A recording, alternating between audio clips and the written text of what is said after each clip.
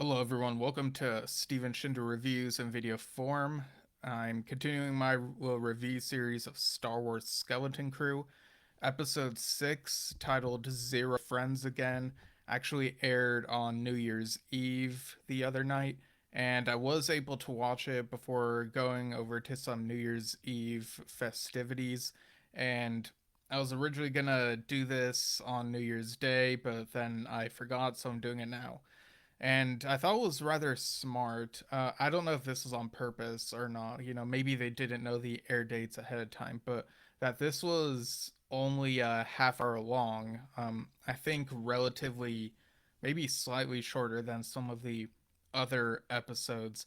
The episode lengths don't really bother me in most of these shows. The Mandalorian had some half-hour episodes. Um, I'd say the Acolyte is where it felt really noticeable to me. Or maybe there were a couple episodes where it felt abrupt because of the way they're trying to build things, and so the half-hour runtime didn't quite work for me in a couple instances there. But yeah, I thought this was a pretty good episode, good length, pretty straightforward. This one was directed by Bryce Dallas Howard, who has directed some Star Wars television before. In The Mandalorian, she directed Sanctuary, which was a really good downtime episode as Mando and Grogu dealt with stuff away from sort of the main stuff. And then The Heiress, which I think that's the one that brought back Bo Katan, or brought her into live action rather. I thought that one was fine, I guess. I remember not appreciating it so much at the time because of how, nostalgic it felt, super nostalgia. Guns for Hire, I can't really picture off the top of my head at the moment. Maybe I liked it. Return of the Mandalorian, a Mandalorian episode that for some reason mistakenly got put in the book of Boba Fett. That was really weird. I have no idea why they did that, but yeah, people really like Bryce Dallas Howard's Star Wars directed episodes, or at least some of them. And so ahead of this, I was sort of joking, she's directing the next episode, expect it to be the best thing ever.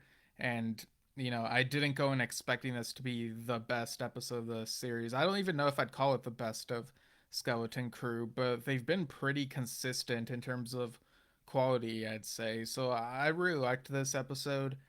Don't know where I'd rate it against the other ones, but it's another 8 out of 10 for me, this one.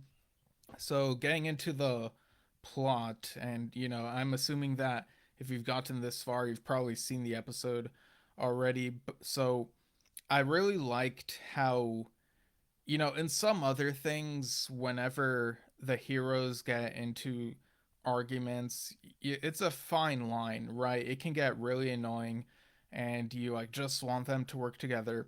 Here, I think I was a bit more okay with it because they're kids, and having been a kid, I know those arguments where we really get super frustrated and are all about, splitting up. They split up into pairs to get things done to find the Onyx cylinder. And meanwhile, Jod, he's gone off and he's captured by the pirates. We see Jaleel White's character again. Um, when he first appeared in the series, like earlier in the season, I was really surprised to see him.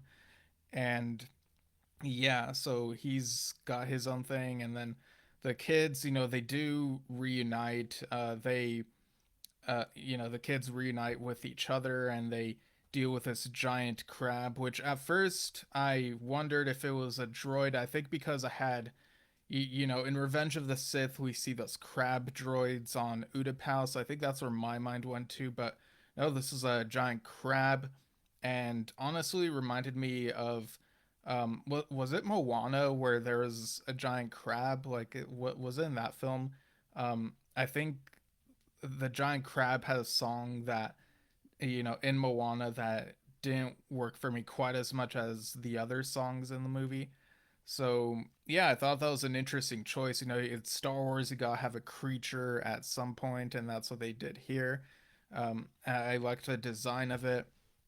And when they get back to the ship, they get in this situation where, you know, they're being pulled and they have to remove, you know, eject the hull. And, you know, it's something that SM-33 said to never do, but they don't really have much choice. And I do like the way that they, you know, stop arguing and decide to be friends again. And um, but anyway, you know, press a button, eject the hull, and the ship is able to get away. And I liked the touch of how I think it was Wim who called claimsies. You know, I'd forgotten that that was a term that they use. You know, instead of calling dibs, call claimsies. So I thought that was fun. I think in this sequence, the music felt more like the Goonies to me, or was at least more noticeable.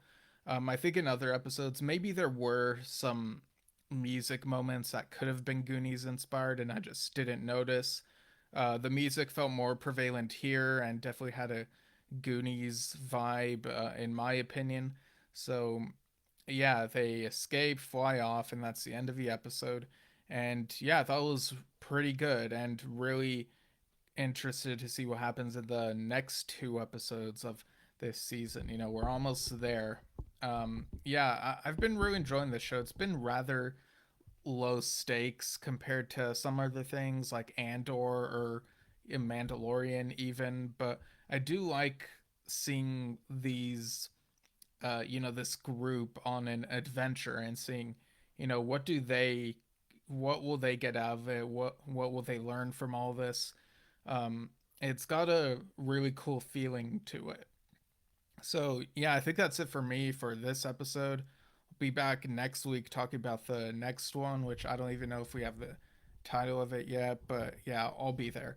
So thanks for tuning in and see you all soon.